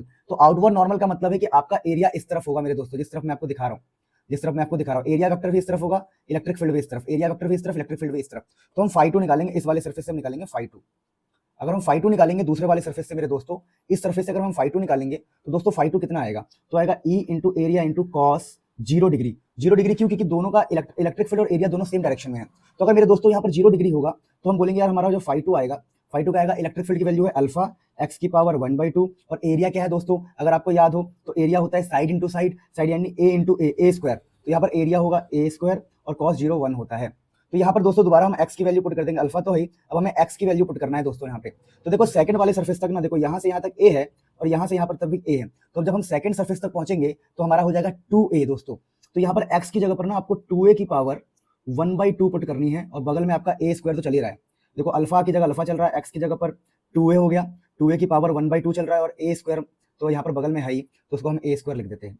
तो आपका हो गया φ1 और φ2। अब आप लिखोगे नेट फ्लक्स, तो आप लिखोगे भैया जो हमारा नेट फ्लक्स होगा, नेट फ्लक्स वो होगा φ1 प्लस φ2। तो बस आप इन दोनों को जोड़ दोगे और आपका आंसर आपकी जेब में मिल जाएगा। तो चलिए एक बार जोड़ देते हैं। तो अल्फा ए की पावर बेस सेम पावर है 1/2 इंटू ए स्क्वायर, ठीक है, ये माइनस का है, ठीक है ना, पहला वाला पूरा ये माइनस का मैंने यहाँ लिख दिया, जोड़ रहा हूँ मैं φ1 प्लस φ2। और दूसरा मेरे दोस्तों φ2 मेरा इधर से आया है, तो प्लस का क्या है मेरा अल्फा, ये देखो अगर मैं इसको ठीक से बताऊँ तो ये जो 1/2 है वो 2 पर भी लगा हुआ है, देखो जो रूट है ना 2 पर भी है और a पर भी है, तो मैं 2 की पावर 1/2 लिख रहा हूँ अलग से, और a की पावर भी 1/2 और ये a का स्क्वायर। अब देखो यहाँ पर कॉमन क्या क्या आ रहा है दोस्तों, कॉमन ले लेंगे आप प्लीज। तो यहाँ पर हमारा नेट फ्लक्स हमें निकालने को कहा था, हम निकाल रहे हैं। ऐसे क्वेश्चन में ऐसे किया जाता है, कोई टेंशन ही नहीं है। तो यहाँ से हम देखो अल्फा कॉमन आ रहा है मेरा, ए ये सब पूरा कॉमन आ रहा है, अल्फा a की पावर 1/2 a स्क्वायर। आप देखोगे तो ये तीनों का तीनों कॉमन आ रहा है, अल्फा a की पावर 1/2 और a स्क्वायर कॉमन आ रहा है। तो यहाँ पर मेरा माइनस का 1 बचेगा, क्योंकि ये पूरा मैं बाहर निकाल चुका हूँ, पूरा बाहर निकल चुका हूँ, तो मेरे को मिलेगा माइनस का 1, और इधर से मेरे को दोस्तों मिलेगा √2 यानी -1 प्लस 2 की पावर 1/2। तो बेटा यही इसका आंसर है, इसको ज़्यादा सॉल्व करने की जरूरत नहीं है, बाद में बस मेरे दोस्तों आपको अल्फा पुट करना है और ए पुट करना है। तो चलिए एक बार मैं अल्फा पुट कर देता हूँ, बाकी तो अल्फा कितना होगा देखो, तो अल्फा इसने 800 बताया था ना, तो अल्फा की वैल्यू आप यहाँ पर 800 पुट कर देना। ए की वैल्यू आपको 0.1 बताया है क्वेश्चन में, देखेंगे तो ए की वैल्यू दोस्तों 0.1 है, अगर आप देखोगे तो आपको बस 0.1 पुट करना है यहाँ पर। तो ये देखो यहाँ पर ना बेस सेम पावर ऐड हो जाएगा, मैं आपको बता दूँ, देखो ये भी ए और ये भी ए है, तो ये 1/2 और ये 2, तो हो जाएगा 1/2 प्लस 2, तो 2 प्लस 1/2 5/2 है ना, तो ये हो जाएगा a की पावर 5/2, और बगल में -1 प्लस ये √2 हो जाएगा, ठीक है, √2, 1/2 का मतलब होता है √2। तो 800 पुट करो, a की वैल्यू 0.1 है, तो 0.1 की पावर 5/2, ये -1 प्लस √2। तो यही इस क्वेश्चन का आंसर है दोस्तों। ये एनसीईआरटी का टफ क्वेश्चन है, पर इस क्वेश्चन ने हमें बहुत कुछ सिखाया, इस क्वेश्चन ने हमें बहुत कुछ सिखाया है, कोई टेंशन लेने वाली बात बिल्कुल नहीं है। अच्छा, इस क्वेश्चन की एक और डिमांड थी, अगर आप देखोगे तो क्वेश्चन की डिमांड थी the charge with in the cube, charge निकालना है। तो बेटा यहाँ पर हम क्या कॉन्सेप्ट यूज करेंगे, हम बोलेंगे देखो भैया, सो हम जानते हैं कि फ्लक्स होता है चार्ज अपॉन में एप्सिलॉन नॉट। अब मेरी बात सुनो दोस्तों, आप जानते हो यहाँ पर हमें पूरा फ्लक्स मिल चुका है, तो इस वैल्यू को हम यहाँ पुट कर देंगे, ठीक है ना। तो ये सारी की सारी वैल्यू, ये जो वैल्यू है ना आपकी, ये वैल्यू को आप यहाँ पुट कर देना, ठीक है, ठीक है, यहाँ पर ये वैल्यू पुट कर देंगे। तो हमने पुट कर दिया, हमने कह दिया भाई ये हमारा चार्ज, और नीचे का जो एप्सिलॉन नॉट है, सुनो इधर भेज देना, तो मैं इधर भेज दे रहा हूँ, तो यहाँ पर एप्सिलॉन नॉट को भेज देना, एप्सिलॉन नॉट को। तो बस इस प्रकार से ये आपका चार्ज आ गया। एप्सिलॉन नॉट की वैल्यू बता दूं मैं, एप्सिलॉन नॉट होता है 8.85 10 की पावर -12। तो इस क्वेश्चन से हमें क्या सीखने को मिला कि जब भी ऐसा क्वेश्चन होगा, तो पहले सरफेस से हम फ्लक्स निकालेंगे, दूसरे सरफेस का फ्लक्स निकालेंगे। पहले सरफेस के लिए एंगल 180 डिग्री होगा, दूसरे सरफेस के लिए एंगल, ठीक है ना, पहले सरफेस के लिए एंगल कितना होगा 180, और दूसरे सरफेस के लिए एंगल कितना होगा, दूसरे सरफेस के लिए 0 डिग्री होगा। और ऐसे इस क्वेश्चन को अटेम्प्ट किया जाता है। आई होप आपको समझ में आया हो, बहुत सारा प्यार। प्लीज देखो, तुम्हें एक चीज दिखाऊं, रात के अभी कितने बज रहे हो तुम सोच भी नहीं सकते। दिन में शोरगुल होता है तो रात को शूट करता हूँ। यकीन नहीं मानोगे 3 दिन से सिर्फ 2-2 घंटे सो रहा हूँ। इसके बाद भी आप सब्सक्राइब करके नहीं जाओगे, मुझे पता है। क्योंकि ये दुनिया ना ऐसी है, मैं कितनी भी कोशिश कर लूँ कामयाब होने की, कितनी भी मेहनत कर लूँ, हाँ, छोड़ो यार।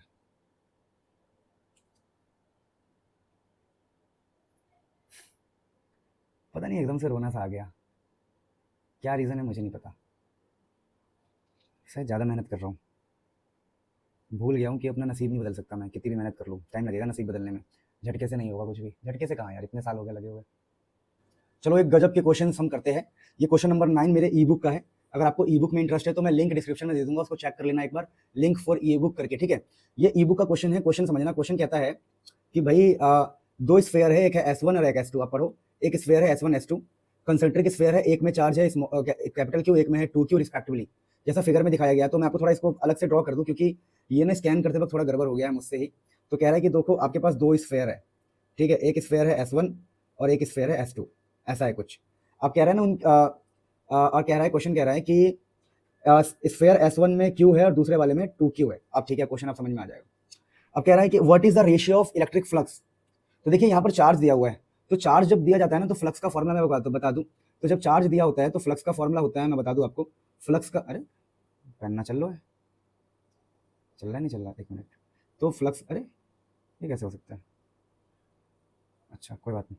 तो फ्लक्स का फ्लक्स का जो फॉर्मूला होता है वो होता है चार्ज इनसाइड, ई एन का मतलब है इनसाइड, अपॉन में एप्सिलॉन नॉट। ये फ्लक्स का फॉर्मूला होता है जब आपको चार्ज दिया हो। तो क्वेश्चन कहता है what is the ratio of electric flux through S1 and S2।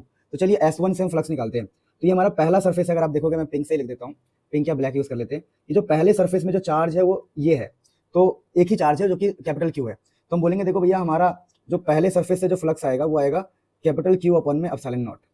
अब रेशियो पीछा है तो मुझे दूसरे सरफेस से भी निकालना पड़ेगा, लेकिन जब आप दूसरे सरफेस की कैलकुलेशन करोगे ना तो दूसरे सरफेस के अंदर 2Q के साथ साथ स्मॉल q भी ऑटोमेटिक आ जाएगा।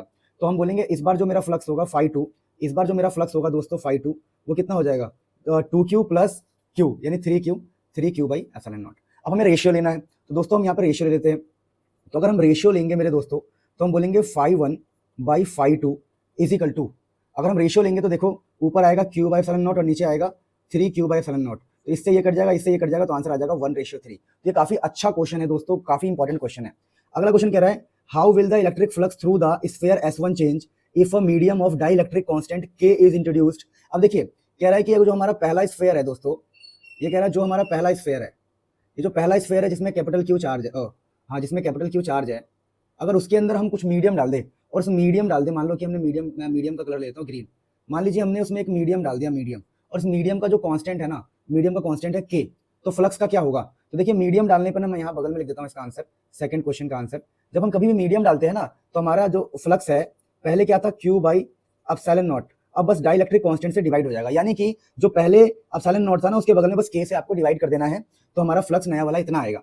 अब इसी क्वेश्चन का थर्ड पार्ट देखिए दोस्तों, ये क्वेश्चन बहुत इंपॉर्टेंट है। क्वेश्चन कह रहा है how will the electric flux through sphere S1 change if a medium of dielectric is introduced in the space inside S2 in the place of air. अब question कह रहा है, अगर मैं आपको क्वेश्चन थोड़ा समझाऊं, चलो इस क्वेश्चन का आंसर मैं यहाँ समझाता हूँ।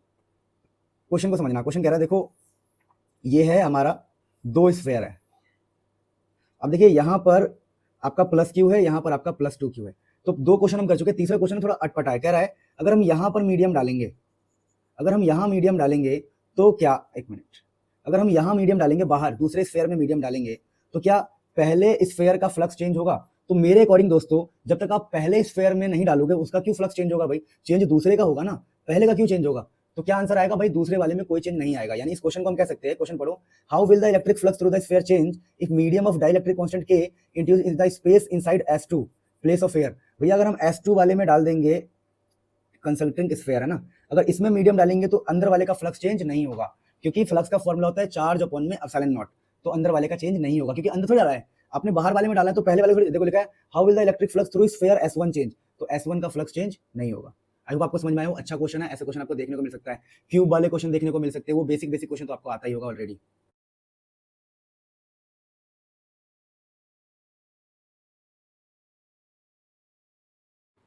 देखो अगला जो ये क्वेश्चन होता है ना, ये होते हैं टचिंग प्रॉब्लम। अब ये क्वेश्चन देखना, बहुत ऐसी क्वेश्चन एग्जाम में देखा, कैलकुलेशन इतनी हार्ड नहीं होती है, पर ऐसे क्वेश्चन आपको एग्जाम में देखने को मिलेंगे। क्वेश्चन पढ़ो, लिखा है टू सिमिलरली और equally charge identical metal sphere A and B repel each other with a force of इतना। तो क्या कह रहा है, मैं थोड़ा यहाँ पर अगर साइड में बताऊँ आप लोगों को, तो कह रहा है कि देखो मेटल स्फीयर्स है, ठीक है ना, ए और बी, उनके बीच में कुछ ना कुछ डिस्टेंस होगा, डिस्टेंस है आर। कह रहा है इक्वली चार्ज है, मतलब इनके ऊपर जो चार्ज की वैल्यू है कैपिटल क्यू स्मॉल क्यू मान लो। अब कह रहा है कि repel each other with a force of इतना। कह रहा है भैया इनके बीच में जो फोर्स है, वो फोर्स जो इनके बीच का है वो है 2 × 10⁻⁵। इनके बीच का फोर्स इतना है, ऐसी ऐसी बातें कर रहा है। अब क्वेश्चन पढ़ो, आगे लिखा है और थर्ड आइडेंटिकल अनचार्ज स्फीयर सी। कह रहा है यार कोई थर्ड स्फीयर है कोई, वो सी है पर उस पर चार्ज है जीरो। तो कह रहा है चार्ज है जीरो, अनचार्ज है, आइडेंटिकल अनचार्ज सी, और टच टू ए, इसको ना ए से हमने टच कर दिया, अब यहाँ रुक जाओ। देखो जब भी हम टच करते हैं ना, तो आफ्टर टच क्या होगा देखना, समझना। आफ्टर टच जब भी आप टच कर दोगे ना, तो अगर आपने सी और ए को टच कर दिया तो अब कहानी बदल जाएगी। देखो आपने सी और ए को टच किया है, तो मान लीजिए ये सी है और ये ए है, तो अब ना कहानी बदल जाती है। टच करने पर एक कॉन्सेप्ट होता है, आइडेंटिकल बॉडी के लिए टच करने पर एक कॉन्सेप्ट होता है। वो कॉन्सेप्ट क्या होता है मैं आपको बता दूं। जब भी आप जैसे आपने सी और ए को टच किया ना, तो टच करने के बाद पता क्या होगा, इसका चार्ज और इसके चार्ज का मीन मैं बता रहा हूँ। देखो एक्चुअली होता क्या है, मैं थोड़ा कॉन्सेप्ट आपको सिखाऊं, यहाँ पे सिखाता हूँ कोने में। अगर मैं दो बॉडी है, मान लो इसका चार्ज है Q1 और इसका चार्ज है Q2, और इन दोनों को मैं अगर टच करूंगा ना, तो टच करने पर क्या होगा, जब टच कर देंगे तो उसके बाद पता क्या होगा, पहले वाले पर जो चार्ज होगा वो होगा Q1 + Q2/2, और दूसरे वाले पे भी जो चार्ज होगा वो होगा Q1 + Q2/2। मेरी बात समझे, मैं क्या समझाने की कोशिश कर रहा हूँ, मैं ये समझाने की कोशिश कर रहा हूँ कि अगर ऐसा क्वेश्चन है टच वाला, तो कॉन्सेप्ट क्या होता है आइडेंटिकल बॉडीज के लिए कि Q1 Q2 अगर है, तो आंसर जो आएगा Q1 + Q2/2, Q1 + Q2/2। तो दोस्तों मेरे यहाँ पर क्या बोला है, यहाँ पर बोला है कि हमने सी को, आप देखना ध्यान से, हमने क्या, ये क्वेश्चन अगला वाला यहीं आ गया गलती से, हमने सी को ए के साथ टच किया है। यानी अब सोचो क्या होगा, अब ये होने वाला, अगर सी को ए से टच करेंगे तो ए और सी पर क्या होगा, तो हम बोलेंगे इसका चार्ज है क्यू, इसका चार्ज है जीरो। देखो इसका चार्ज है क्यू और इसका चार्ज है जीरो, तो ए और सी पर नए चार्जेस क्या होंगे, देखो Q + 0/2, Q1 देखो Q1 + Q2/2, तो हम बोलेंगे सी पर हो जाएगा Q + 0/2 और ए पर भी क्या हो जाएगा Q + 0/2। तो आफ्टर टच ना क्या होता है, Q1 + Q2/2, Q1 + Q2/2। तो कह रहा है then placed at the mid point of A and B. अब क्वेश्चन समझना, क्वेश्चन क्या कह रहा है, क्वेश्चन कह रहा है जब हमने टच कर दिया, समझना, हमने टच कर दिया, देखो क्वेश्चन पढ़ो। क्वेश्चन कह रहा है कि third identical uncharge sphere C is touch to A, तो हमने ए से टच तो करवा दिया। टच कराने के बाद सिचुएशन क्या हो गई, सी पर चार्ज आ गया Q/2, सी पर चार्ज आ गया Q/2, ए पर भी चार्ज आ गया Q/2, और कह रहे then placed at the mid point between A and B. अब हमने ए और बी के मिड में डाल दिया। देख रहे क्वेश्चन कह रहा है, फिर हमने क्या किया, हमने सी को, देखो हमारा जो पहले, अब देखो समझना मेरी बात को, ये हमारा ए है, ठीक है, ये हमारा बी है, ठीक है। अब हमारा ए क्या बन चुका है, देखो अगर आप देखोगे तो हमारा ए बन चुका है Q/2, तो हमारा ए बन चुका है Q/2, इंपॉर्टेंट और मुश्किल क्वेश्चन है। और जो हमारा बी बन चुका है, बी तो हमने कुछ नहीं किया। देखो हमने जो टच किया था, हमने टच किया था सी और ए को, बी तो सेम है, बी के ऊपर अभी भी चार्ज क्यू ही होगा, तो बी पर चार्ज तो मेरा क्यू ही रहेगा, बस मेरा सी Q/2 हो जाएगा, और ए और सी Q/2 हो जाएगा। अब बोल रहा है कि ना हमने जो सी है, सी को इनके मिड पॉइंट पे डाल दिया, ठीक है। सी के ऊपर कितना चार्ज हो चुका है, सी के ऊपर हो चुका है Q/2। ये है क्वेश्चन को पढ़ते एक बार और समझते हैं। कह रहा है two similarly equally charge identical metal sphere A and B है, उनके बीच में फोर्स है इतना। अब कह रहा है थर्ड आइडेंटिकल अनचार्ज सी से हमने इसको टच कर दिया, सी पर चार्ज था जीरो, तो टच करने के बाद सी पर हो गया है Q + 0/2, ए पर भी हो गया है Q + 0/2। अब कह रहा है कि then placed at mid point of A and B, जो हमारा सी को टच करने के बाद हमने मिड पॉइंट पे डाल दिया। अब कह रहा है calculate the net electrostatic force on C, कि सी पर कितना फोर्स होगा, तो हमें सी पर फोर्स निकालना है, नेट फोर्स निकालना है सी पर। तो आप लॉजिकली सोचना मेरे दोस्तों, सी पर फोर्स कौन कौन लगा रहा है, तो सी पर हमारा ए फोर्स लगाएगा और सी पर हमारा बी फोर्स लगाएगा। तो हम सिंपल बोलेंगे, देखो हमारा नेट फोर्स क्या होगा, नेट फोर्स। अब देखो दोनों ना रिपल्शन करेंगे, देखो ये भी प्लस है, ये भी प्लस है, ये भी प्लस है, तो हमारा जो ए है, ए लगाएगा सी पर इस तरफ और बी लगाएगा सी पर इस तरफ, तो दोनों को माइनस करना पड़ेगा। तो हम क्या कर रहे हैं, हम बोल रहे हैं नेट फोर्स कैसे आएगा। नेट फोर्स की अगर हम मैग्नीट्यूड की बात करें, नेट फोर्स की वैल्यू बात करें, तो हम बोलेंगे देखो भैया इस तरफ का जो फोर्स है, इस तरफ के फोर्स को हम F1 बोल देते हैं और इस तरफ के फोर्स को हम F2 बोल देते हैं, तो हमें F1 - F2 करना पड़ेगा, ठीक है। तो मैं बोल दे रहा हूं कि सी पर ध्यान दो, सी पर इधर लगने वाला फोर्स जो है वो F1 है, नेट फोर्स हमें सी पर निकालना है, और इसी सी पर इधर लगने वाला फोर्स जो है मेरा, वो मेरा F2 है। तो सी पर इधर लगने वाला फोर्स F1 है, इधर लगने वाला फोर्स F2 है, तो हम बोल देंगे चलो माइनस कर देते हैं F1 - F2, और इसका मतलब है कि हम मैग्नीट्यूड निकाल रहे हैं, वैल्यूज निकाल रहे हैं।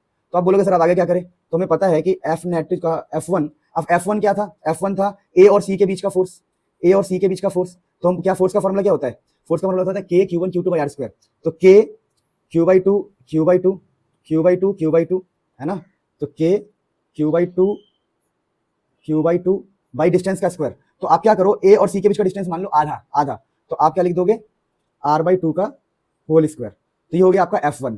ठीक है, अब आपको क्या करना है, मतलब आपने f1 लिख लिया, माइनस करना है आपको f2। तो f2 क्या है दोस्तों, f2 है b और c के बीच का फोर्स, जो इधर वाला है पीछे की तरफ, क्योंकि हमें फोर्स c पे निकालना है ना। तो इनके बीच में भी फोर्स कितना होगा, इनके बीच में भी फोर्स सेम ही होगा। देखो k सेम तो नहीं होगा, अलग ही होगा। देखो ये है स्मॉल q, देखो इस बार हम फोर्स निकाल रहे हैं b और c के बीच का ना, तो यहाँ का चार्ज है q, इसका चार्ज है q/2, तो k q इंटू q/2 और डिस्टेंस का स्क्वायर, डिस्टेंस है r/2 का होल स्क्वायर। तो अब इसको हम सॉल्व कर लेंगे तो हमें आंसर मिल जाएगा। तो चलिए हम सॉल्व करते हैं। तो एफ नेट क्या होगा, देखो यहाँ पर जो जो चीजें कॉमन है कॉमन ले लो। अगर आप देखोगे तो यहाँ पर है k q r/2 का होल स्क्वायर, यहाँ पर भी है k q r/2 का होल स्क्वायर। तो कॉमन ले लो दोस्तों, k q into q r/2 का होल स्क्वायर कॉमन ले लेंगे, और ब्रैकेट में क्या बचेगा, यहाँ पर बचेगा देखो 2 2 जा 4, तो यहाँ बचेगा मेरे दोस्तों 1/4 माइनस यहाँ क्या बचेगा, देखो यहाँ बचेगा आपका 1/2। तो एफ नेट जो हमारा आएगा वो आएगा k capital k q square, ये हो जाएगा r स्क्वायर, खोलेंगे तो ये r स्क्वायर, यहाँ पर एक 4 होगा, 2 का स्क्वायर हो जाएगा 4, जो कि ऊपर चला जाएगा ऊपर 4, और माइनस यहाँ ब्रैकेट में क्या बचेगा 2 माइनस 4/8 है ना, क्रॉस मल्टीप्लाई किया, एलसीएम भी ले सकते हो आप। तो यहाँ से मेरा एफ नेट कितना आएगा दोस्तों, देखो ये मैं पूरा आपके लिए सॉल्व कर रहा हूँ, ठीक है ना, बहुत मेहनत का काम है ये सब।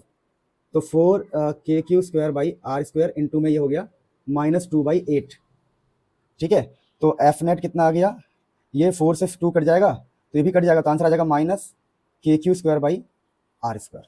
सही चल रहा है ना, 2 सही चल रहा है, कैलकुलेशन मिस्टेक ना हुआ हो तो, आई होप नहीं हुआ। तो ये देखो ये हमारा आंसर आ गया। अब आपको पता होना चाहिए कि ऑलरेडी क्वेश्चन में ना फोर्स की वैल्यू दे रखी थी। क्या दे रखा था क्वेश्चन में, q1 और q के बीच में फोर्स की वैल्यू इतनी होती है 2 × 10⁻⁵। तो हम बोलेंगे देखो q और q स्क्वायर का मतलब क्या है, q इंटू क्यू ही तो है ये, तो ये वाली वैल्यू हमें ऑलरेडी दी हुई थी, तो हमारा आंसर आएगा माइनस कितना है वो वैल्यू 2 × 10⁻⁵। अब माइनस साइन आप चाहो तो मत लो, क्योंकि हमें मैग्नीट्यूड निकालना है। ये भले ही माइनस आया है पर आपको मैग्नीट्यूड लेना है, मैग्नीट्यूड में माइनस साइन नहीं लेते, ठीक है ना। तो हमारा आंसर आएगा k q square by r square, जिसका पहले दे रखा है कि भाई q इंटू क्यू के बीच का फोर्स इतना होता है, यानी कि ये एक्चुअली में दिया क्या हुआ है, देखो k q1 q2 by r square already हमें दिया है 2 × 10⁻⁵, तो हम यहाँ लिख देंगे 2 × 10⁻⁵। देखिए इस क्वेश्चन से मेरा सिखाने का मकसद क्या था, इस क्वेश्चन से मुझे आपको बस ये सिखाना था कि टचिंग वाले क्वेश्चंस में हम क्या तरीका अपनाते हैं। आई होप आपको पसंद आया हो, बहुत बढ़िया। तो दोस्तों अभी जो हम करने जा रहे हैं ये बहुत ही ज्यादा इंपॉर्टेंट क्वेश्चन होते हैं, बहुत इंपॉर्टेंट, यकीन मानो भाई ये तो गजब क्वेश्चन है।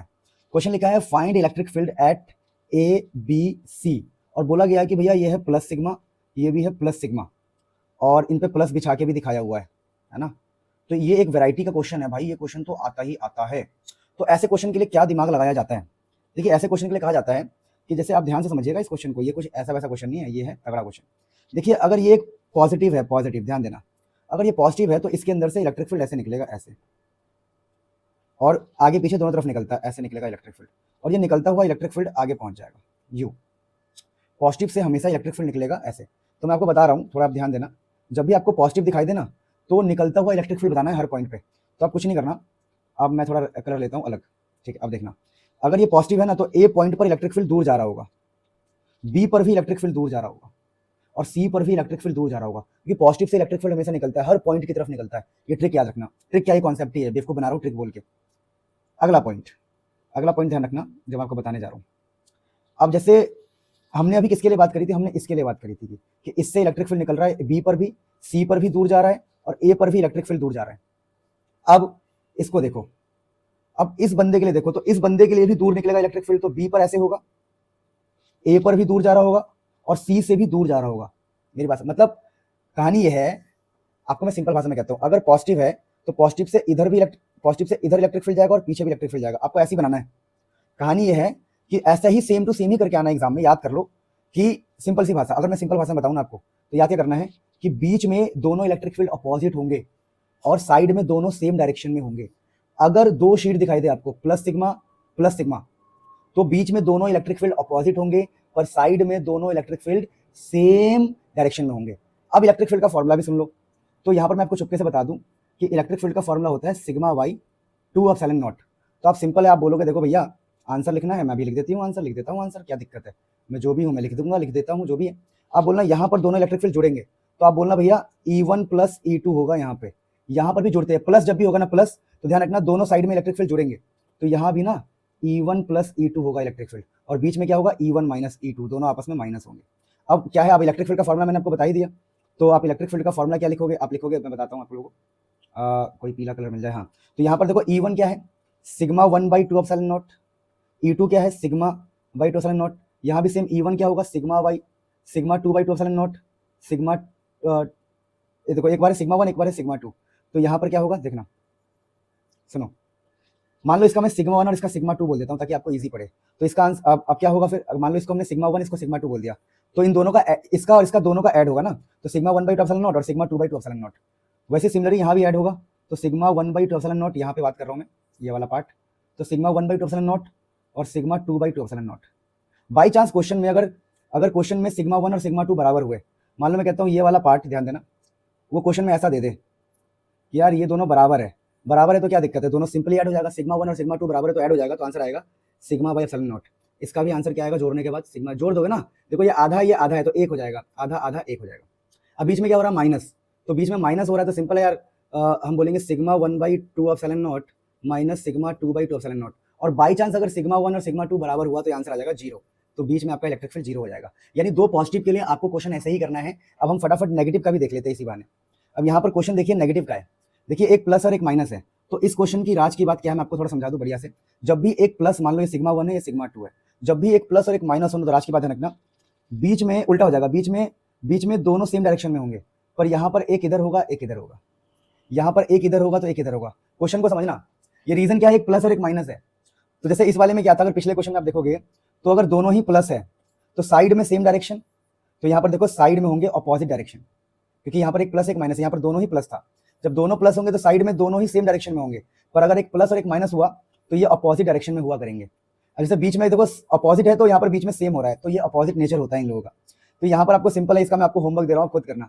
यहाँ क्या होगा, दोनों माइनस होंगे, तो E1 माइनस E2, यहाँ पर भी माइनस होंगे तो E1 माइनस E2, और यहाँ पर क्या होगा प्लस, तो E1 प्लस E2।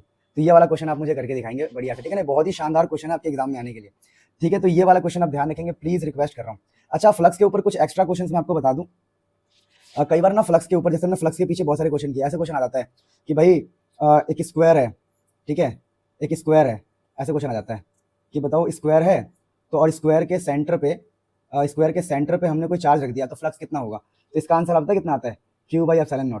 फिर वो ऐसे कहेंगे कि हमने ना फ्लक्स एरिया को बढ़ा दिया और चार्ज अभी भी अंदर है। मान लो अगर चार्ज अगर अंदर होगा ना, आप कितना भी एरिया को बढ़ा दो घटा दो, फ्लक्स पे कोई चेंज नहीं आता है। जब तक चार्ज अंदर है फ्लक्स पे चेंज नहीं आएगा। तो क्वेश्चन पता है कैसे बनाएंगे, वो कहेंगे कि हमने ना जो स्क्वायर है उसके साइड को बढ़ा दिया, अब क्या होगा भैया, कुछ नहीं होगा। अरे चार्ज थोड़ी चेंज हुआ है, जब तक चार्ज, देखो आप समझो फ्लक्स का फॉर्मूला क्या कहता है, चार्ज अपॉन एप्सिलॉन नॉट, जब तक चार्ज सेम है फ्लक्स सेम रहेगा। तो ऐसे क्वेश्चन आते हैं एग्जाम में। फिर क्वेश्चन एक बार कभी बार ऐसा क्वेश्चन आता है फ्लक्स को लेके कि यार अगर हम क्यूब है, तो क्यूब का एक फेज है, क्या है, क्यूब के एक फेज से कितना फ्लक्स होगा। तो आप खुद सोचो, ऊपर आपने क्या पढ़ा, आपने पढ़ा 6 सरफेस के लिए फ्लक्स होता है इतना, तो एक के लिए कितना होगा, तो एक फेज के लिए ना, एक फेज के लिए होता है Q/6 एप्सिलॉन नॉट। आप खुद सोचो ना लॉजिकली, भैया 6 फेज के लिए फ्लक्स आता है इतना Q/एप्सिलॉन नॉट, तो एक के लिए तो 6 से डिवाइड हो जाएगा ना, तो Q/6 एप्सिलॉन नॉट आता है एक फेज के लिए, फॉर वन फेज, ठीक है ना। तो ऐसे छोटे मोटे क्वेश्चंस बनते रहते हैं, लेकिन मैंने आपको सारे इंपॉर्टेंट क्वेश्चन बताए, ट्राई किया कि जितना बेस्ट कम टाइम में जितना बेहतर हो सकता है। अब अगर आपको बढ़िया बढ़िया क्वेश्चन चाहिए तो मुझे कमेंट चाहिए, बिना सब्सक्राइब के मत जाना, बहुत मेहनत लगी है। इवन पंखे तक बंद करके, इतनी गर्मी में पंखे तक बंद करके शूट कर रहा हूँ। अगर आप देखोगे तो मैं तरबदर हो चुका हूँ, अगर आपको थोड़ा बहुत भी दिख रहा है तो, अगर थोड़ी बहुत भी इंसानियत बची है तो मेरे को सपोर्ट करो भाई। मैंने सब सेटअप के लिए बहुत कर्जा लिया है, बहुत लोन लिया है, मैं बहुत परेशान हूँ से बताऊँ तो। क्योंकि अगर आप यकीन नहीं मानोगे तो अभी रात के कितने बज रहे हैं आप सोच भी नहीं सकते हो। मतलब मान लो कि ऑलमोस्ट सुबह होने वाला है। मैं दिन भर पढ़ाता हूँ, शूट करने का टाइम नहीं मिल पाता है, दिन भर पढ़ाता रहता हूँ दिन भर, तो शूट करने का टाइम नहीं मिलता। रात को मेरी तबीयत ख़राब हो रखी है बहुत ज़्यादा, सच बोल रहा हूँ। मतलब मुझे ऐसा फील हो रहा है मैं मेंटली भी अनस्टेबल हो रखा हूँ, फिर भी मैं काम कर रहा हूँ। क्योंकि प्लीज़ सपोर्ट करना यार, इमोशनल नहीं कर रहा हूँ पर सपोर्ट करना है ना। चलो फिर दोस्तों, bye, take care, love you. और कुछ क्वेश्चन होंगे तो कराएंगे बोर्ड्स तक, अभी तो मतलब क्वेश्चन तो बहुत सारे कराएंगे बोर्ड्स तक, अभी तो चलो जितना हो सकता है, ठीक है। तो दोस्तों देखो, एक क्वेश्चन बता रहा हूँ बढ़िया बढ़िया कुछ क्वेश्चन के आपको हिंट दे रहा हूँ एग्जाम में कैसे कैसे दिमाग लगाया जाता है।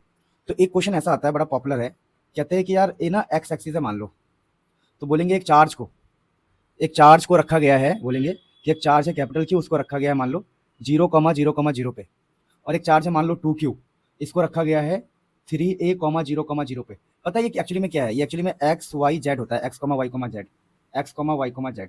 तो आप भी ना एक्स एक्सिस पे रख दो, आप भी कर दो। आप बोलोगे ठीक है भाई, जो तूने बोला हम कर देंगे।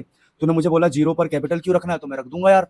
फिर तूने मुझे बोला कि 3a पे 2q रखना है, देखो 2q रखना है 3a पे, तो आप खुद से ही 3a मान लो। मैंने कहा इस डिस्टेंस को मैं 3a मान लेता हूँ, चलो। तो ये 3a पे मैंने डाल दिया, 2q को डाल दिया। अब वो क्वेश्चन बोलेंगे कि फाइंड फ्लक्स, बोलेंगे फाइंड फ्लक्स, ठीक है, through a sphere, through a sphere of radius, जिसका रेडियस मान लो 4a है। बोलेंगे फ्लक्स फाइंड करो, find the flux through a sphere, ठीक है ना, यहाँ पर स्फीयर है, through a sphere, find the flux through a sphere जिसका रेडियस ना, जिसका रेडियस है 4a, रेडियस 4a है। तुम बोलोगे वेट ए, अगर 3a ये है तो मेरा रेडियस यहाँ पर आएगा ना 4a, ये हमारा 4a है रेडियस। तो आप क्या करोगे? कुछ नहीं करोगे, आप यहाँ से एक स्फीयर बनाओगे।